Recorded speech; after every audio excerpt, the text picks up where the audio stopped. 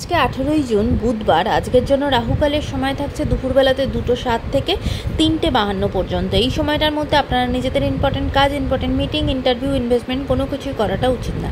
এবার আসছি সারাদিনের মধ্যে যে সময়গুলোতে আপনারা নিজেদের ইম্পর্টেন্ট কাজটা করতে পারবেন, সেটা হলো সকালবেলাতে 7:42 থেকে সকাল 11:15 পর্যন্ত সময় থাকছে। তারপরে 11:55 থেকে দুপুর 12:50 পর্যন্ত সময় থাকছে। এরপরে বিকালবেলাতে 3:55 থেকে বিকালবেলা 5:29 পর্যন্ত সময় থাকছে। আর যারা মধ্যরাতে কাজ করেন তাদের জন্য যে সময়টা থাকছে সেটা হলো মধ্যরাতে 12:03 থেকে 1:29 পর্যন্ত সময় থাকছে।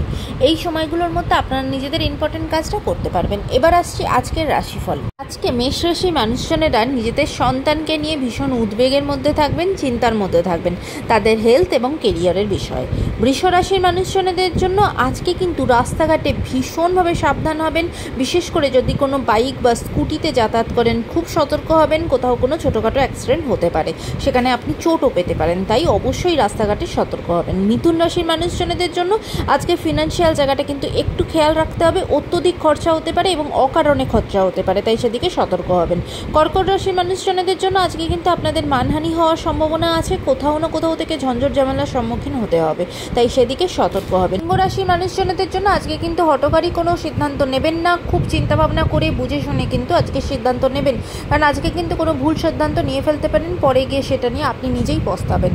কন্যা রাশির মানুষজনদের জন্য আজকে সম্পর্কের জায়গাতে ভীষণভাবে সতর্ক হবেন। কোনো অবৈধ সম্পর্কে জড়িয়ে পড়তে পারেন, কিংবা আপনাদের সম্পর্কের মধ্যে কোনো থার্ড পার্সন চলে আসতে পারে, তাই সম্পর্কের দিক থেকে সতর্ক হবেন। তুলা রাশির মানুষজনদের জন্য আজকে কিন্তু আপনার কোনো গোপন কাজ, গোপন তথ্য অন্যের কাছে এসে যেতে পারে, সেখান থেকে কিন্তু আপনার নিজের বিপদ হতে পারে, তাই সেদিকে সতর্ক হবেন।